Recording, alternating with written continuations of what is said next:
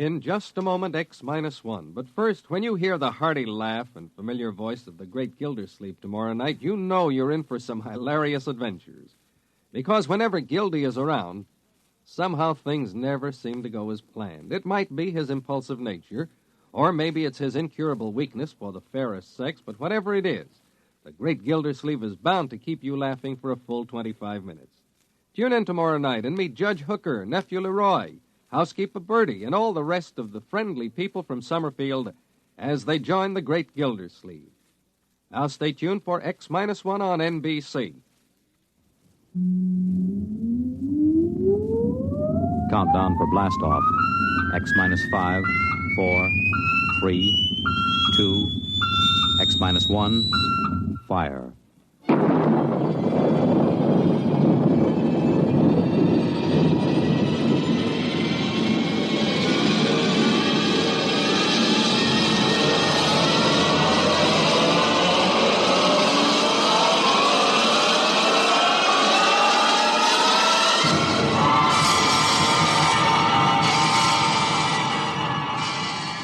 From the far horizons of the unknown come transcribed tales of new dimensions in time and space. These are stories of the future, adventures in which you'll live in a million could-be years on 1,000 maybe worlds. The National Broadcasting Company, in cooperation with Street and Smith, publishers of astounding science fiction, presents X-1.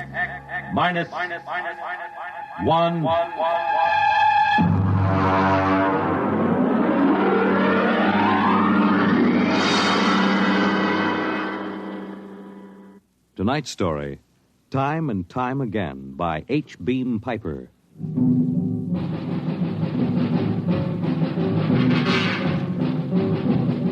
It happened during a routine skirmish in the Great War. Patrols advanced from the defense perimeter under jet cover and preceded by napalm throwers. The enemy defended in depth and mopped up with guided 98s fired from 40 miles to the rear. The blast area was 10 miles in circumference, and the medics didn't find much to pick up over 500 yards in. Come on. All right, now back it in here. Look out, it's lousy with mud. More. Now, cut left. More, hold it. Stretches. Come on, Travers, get those men out. Yes, sir. Get a move on. Line them up. Come on. Easy. You want to kill them? Okay, take it away.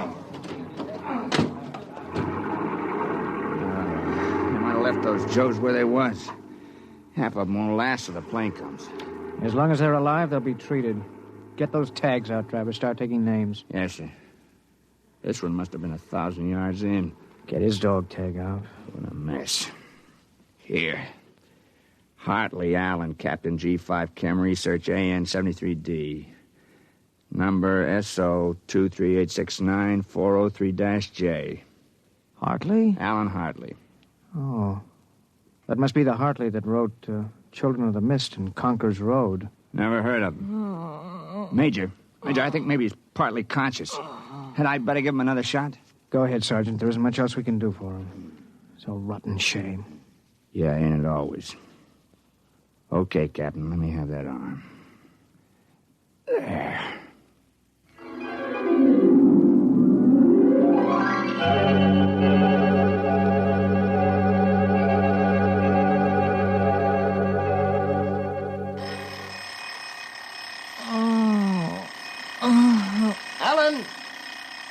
Alan! Oh, God. Down. Get up, Alan. Can't stay in bed all day. I remember that. Clear as if it were real.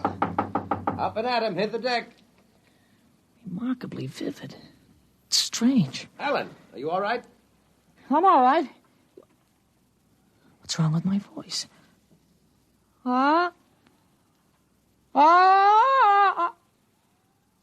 It's too high. What are you doing? Practicing singing?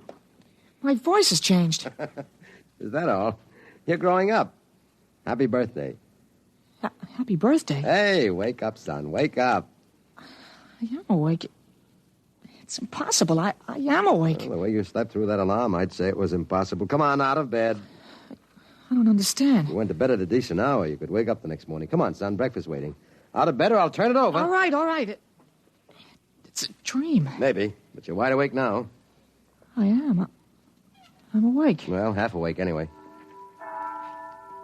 That's the bell at St. Boniface, isn't it? What day is it? Are you kidding? You forget today's your birthday? No, I didn't forget. Neither did I. Here, son. Happy 13th birthday. You won't guess what's in here. A rifle. A light .22 rifle. Oh, now how did you know that? I remembered. Did I spill the beans sometime? No. I could have sworn it would be a surprise. Well, go on. Open it.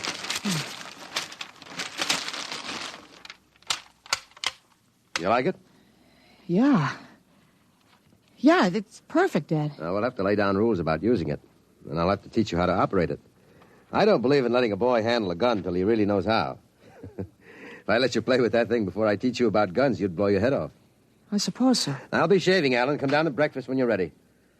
Well, it's a big day today. You're almost a man.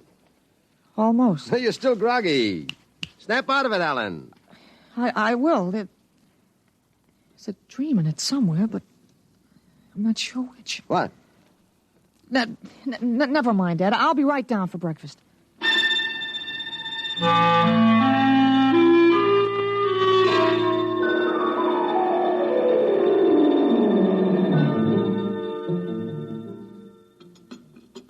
What you going to do today, son?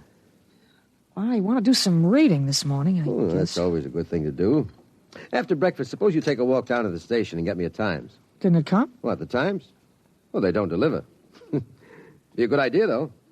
Maybe I'll talk to Sam Ashburn about it. Here's a $50, Alan. Get anything you want for yourself out of the change.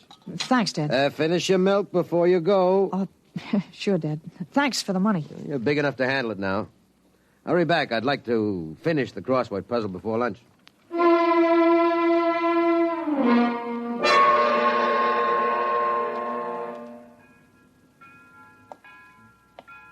Here you are, Alan, 1 times.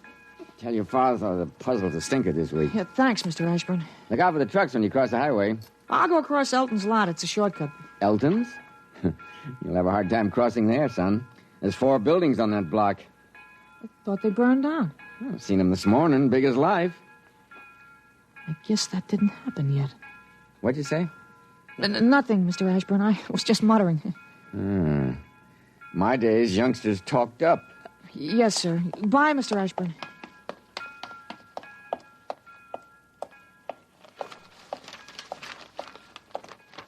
Monday, August 6th, 1945. Okinawa 1. Bombing Japan. Hey, Alan. Huh? Alan, wait up. Hey, Larry Morton. Hi, Larry. Hi, Al. You going to Sunday school? No, I have some things I want to do at home. Oh, get him. Fancy pants talk. Things I want to do at home. Oh, go chase yourself around the block. Go jump in a garbage can. Go take a flying jet to the moon. Hey, that's a new one. Flying jet to the moon. You thought up a new one, Al. Yeah. I wish I could stay home from Sunday school when I wanted to. How about us going swimming at the canoe club after? Oh, I wish I could. I gotta stay home. We're expecting company. A couple of aunts of mine. Dad wants me to stay home when they come. Aunts are a pain. Nothing I can do. You see the football movie at the Grand? Boy, what a team. Notre Dame. I thought you'd like Cornell. Cornell? Huh. They couldn't beat Vassar. Well, you're gonna go to Cornell, aren't you? Me, Cornell? Fat chance. I'll bet you do. I wouldn't take your money. Well, I know you wouldn't, but you'll go to Cornell, all right. Cornell. Far above Cayuga's waters, there's an awful smell. Just the same, you'll go to Cornell. Hey, Larry, I gotta go. Well, so long, Al. I'll see you. So long, Larry. See you.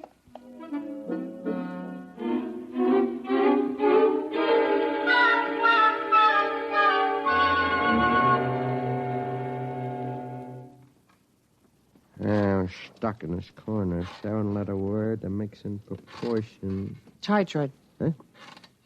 Tight. T-I.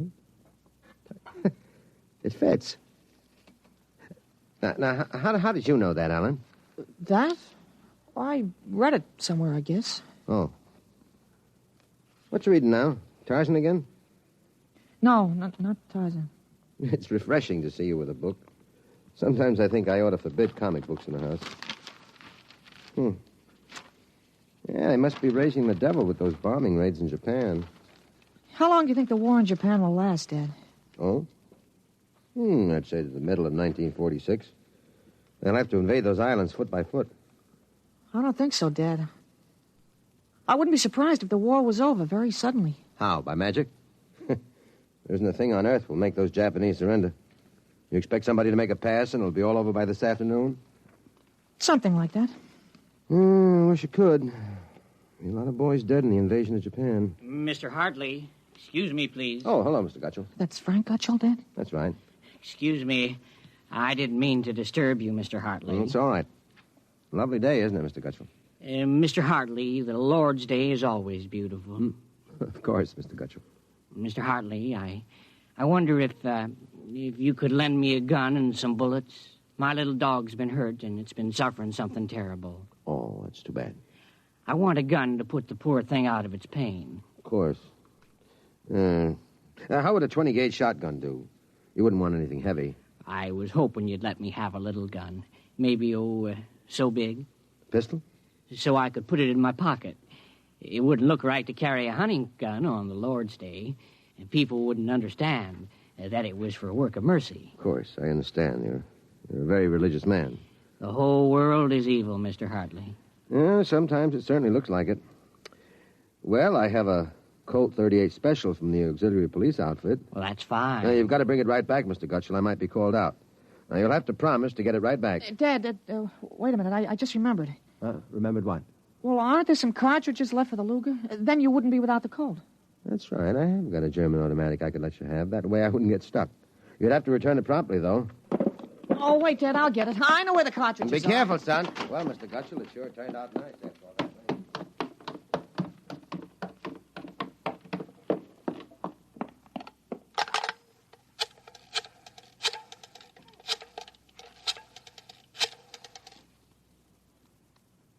Hello, police headquarters. This is Blake Hartley.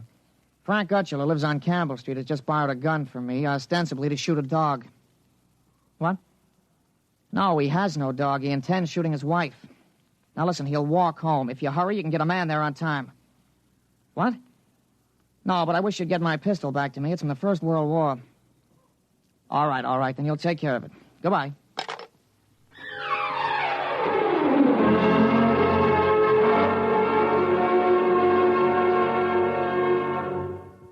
There you are. What kept you, Alan? I couldn't find the cartridges at first.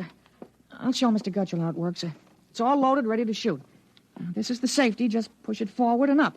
There are 8 shots in it. Did you load the chamber, Ellen? Sure, it's on safe now. You understand how it works, Mr. Gutchell? Oh, yes, I understand. Thank you, Mr. Hartley. Thank you, Sonny. Goodbye. Goodbye, Mr. Gutchell. Return the gun when you're done. Yes, I'll be done with it soon. Goodbye. Alan, you shouldn't have loaded that gun. I guess it's all over now. I had to keep you from fooling with it. I didn't want you to see I took out the firing pin. You what? Gutchell didn't want that gun to shoot a dog. He's a fanatic. He sees visions, hears voices. The voices probably put him up to this. Well, I'll submit that any man who holds intimate conversations with disembodied spirits isn't to be trusted with a gun. What are you talking about? While I was at it, I called the police upstairs. I put a handkerchief over my mouth and told them I was you. You? Well, why did you have to do that? I couldn't have told them this is little Alan Hartley, 13 years old. And suppose he really wants to shoot a dog. What kind of a mess will I be in then? No mess. If I'm wrong, which I'm not, I'll take the rap for it. Dumb kid trick, you know. But if I'm right, you'll have to front for me. You give me a lot of cheap boy hero publicity, which I don't want. This is crazy, Alan. This is absolutely crazy. Maybe. We'll have the complete returns in 20 minutes.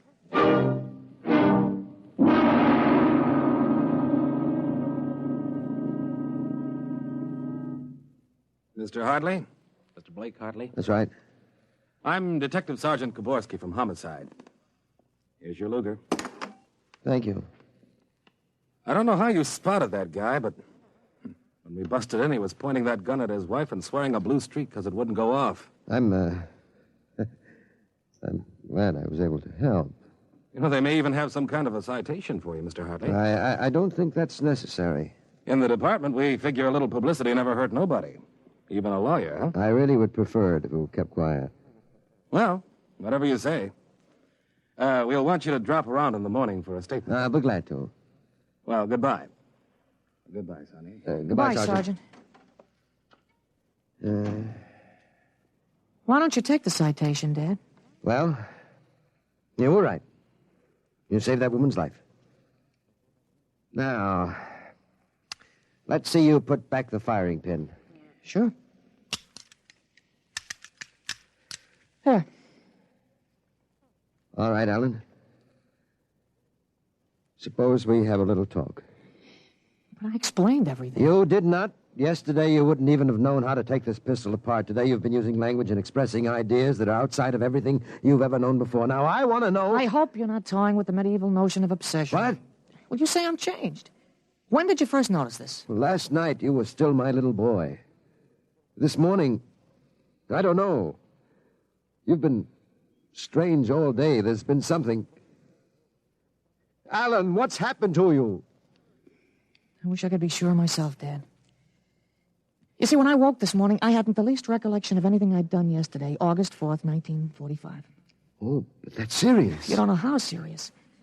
My last memory was lying on a stretcher, injured by a bomb explosion. I was 43 years old, and the year was 1975. 1975?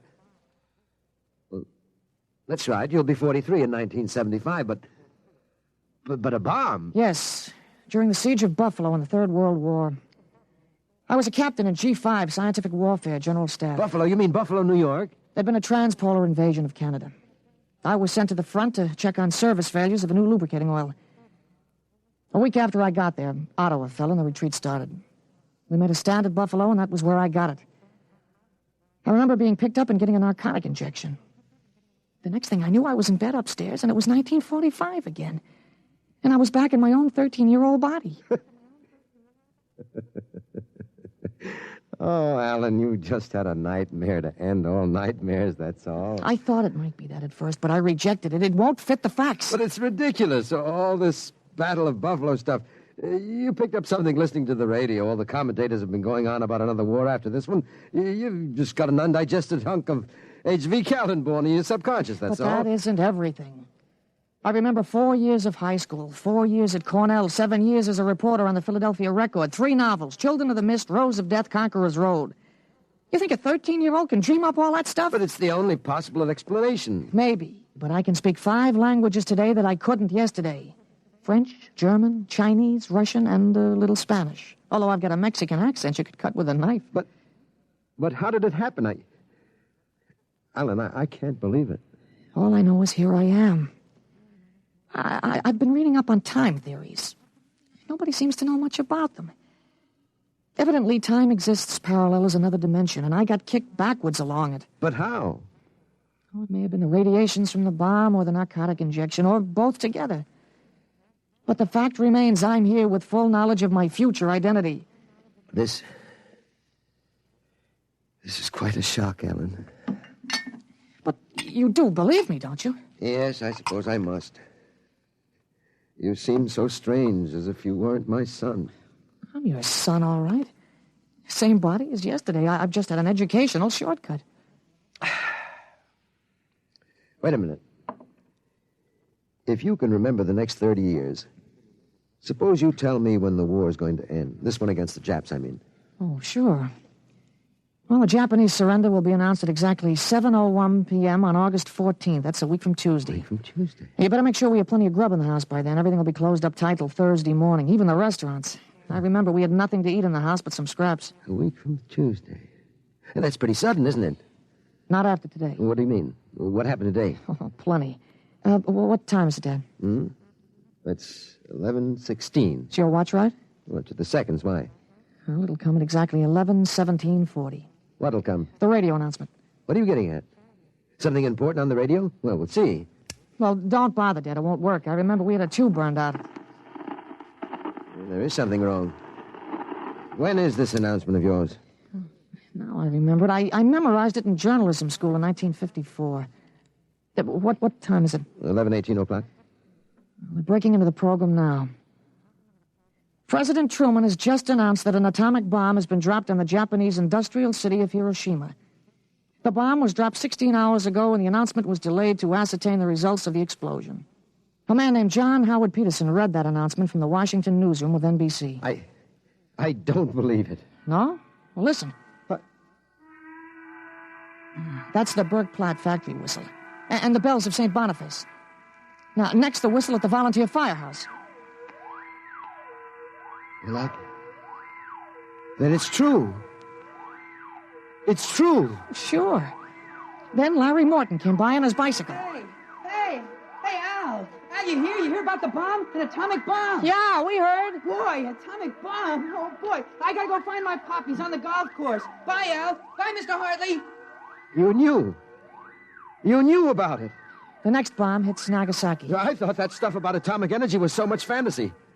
Was that the kind of bomb that got you? Oh, that was a firecracker to the one that got me. It was a guided 98. Exploded 10 miles away. And that's going to happen in 30 years? I remember it. How about... Well, how about me? Oh, wait. Never mind. I don't think I'd better know when I'm going to die. I couldn't tell you anyway. I had a letter from you just before I left for the front. You were 78 then, and you were still hunting and fishing and flying your own plane. But another war, and fought on American soil. Oh, Ellen, I wish this hadn't happened to you. It happened. I remember it. But if I can help it, I'm not going to get killed in any Battle of Buffalo. But if you remember it, if time exists as a parallel dimension, then every tick we're getting closer to that Third World War. Dad, you know what I remembered when Gutschall came to borrow that gun? No, I suppose that you suspected him and warned me. No, that wasn't it. The first time when I was really 13, I wasn't home. I'd been swimming at the canoe club with Larry Morton. When I got home about a half an hour from now, I found the house full of cops. But if the gun didn't fire... What makes you think it didn't? Gutschall talked the 38 out of you. He went home, shot his wife 4 times in the body, once behind the ear, and used the 6th shot to blow his own brains out. That's what you remember? Yes. The cops traced the gun. They took a very poor view of your lending it to him. You never got it back. But here it is. Oh, not the way I remember it. But I didn't want you in trouble, so I warned you. Dad, I found out the future can be changed. One man can't change the whole future. I stopped a murder and a suicide. I know, but... With 30 years to work, I can stop a world war. I'll have the means, too. The means? Unlimited wealth and influence. I've got a good memory, Dad. I wrote a list out this afternoon. Assault, jet pilot, citation, ponder, middle ground. What is this, a code? Horses. That's a list of Kentucky Derby winners from 1946 to 1970. Huh? You sure? I learned that list on a bet at the Officers Club in Cincinnati in 1971. Assault paid 8-1. You figure out what we can take in. But gambling. Oh, this isn't gambling. It's a sure thing. When we get rolling, we'll make the Rockefellers look like pikers. Assault at 8-1. Mm-hmm. I suppose I could scrape up $5,000. In 10 years, that'll make a lot of money. Any other little thing you have in mind, Ellen? Well, by 1952, we start building a political organization here in Pennsylvania. In 1960, I think we can elect you president. President? Isn't that going a little too far? Well, why not? Who wouldn't vote for a politician who was always right? Besides, that's the one thing we've got to change. In 1960, we had a man in the White House who was good to his wife and sang a nice tenor, and that's about all. He fouled up so completely, we ended up at war. Now, I think President Hartley might be a little more trusted to take a strong line. But I don't know anything about international decisions. I do. I know all the wrong ones. If we can stop one murder, we can stop a war. It's worth a try, isn't it? I guess so. How do I start?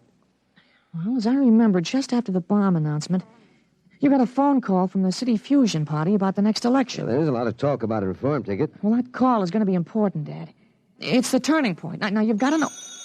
There it is. Well, what do I do? Well, answer it. Go ahead. But... Don't worry. I'll tell you what to do. Go ahead. Hello? Yes, this is Blake Hartley. Judge Cribbins. Yes. Just a moment.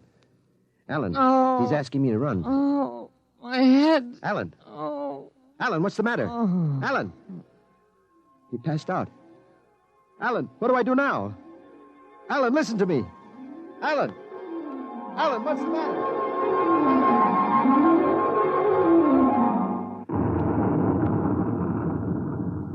Captain Hartley.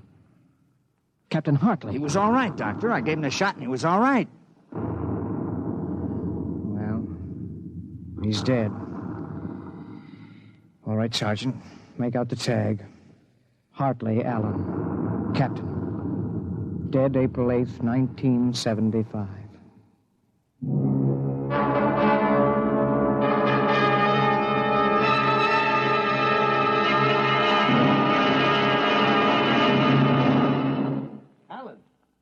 Alan, what happened? Alan! Alan! Alan, are you all right? Hi, Dad. I've got Judge Crimmins on the phone. What do I tell him? What? Alan, are you all right? You passed out. Sure. I'm all right. Hey, today's my birthday, isn't it? What'd you get for my birthday, huh? Don't you remember? The Third World War? What Third World War? Gee, Dad, what's the matter? You're looking at me funny. You don't remember. You're back again, aren't you? Back to 13 years old. Sure, I'm 13 today. For corn's sake, Dad. You must have died up there. It was only a mind transfer. That means I'm on my own. I have to do it myself without your help. Help for what? If it's the grass, I said I'd cut it tomorrow. No, it's not the grass. I've got to save your life, Ellen. I can't let you die that way in 1975. You're talking about, Dad? You sound goofy. I've got to change it all by myself. Change what? Never mind, Alan. You don't know yet. Come on. Let's have lunch. Sure, Dad, but now, how about my present now? What'd you get me for my birthday, In a minute, son. Go on in. Okay, well, hurry up, Dad, huh? Sure, all right. Now, where did I put that list of horses?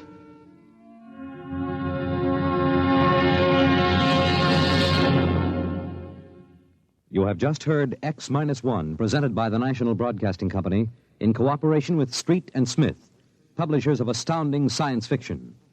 Tonight, by transcription, X-1 has brought you Time and Time Again, written by H. Beam Piper and adapted for radio by Ernest Kenoy.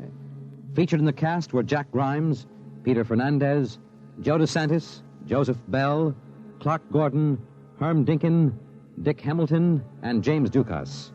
Your announcer, Fred Collins. X-1 was directed by Daniel Sutter and is an NBC Radio Network production.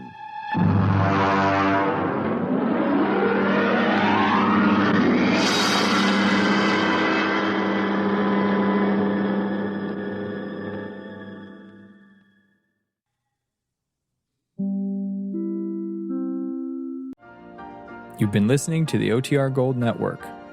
Find more classic radio at otrgold.com.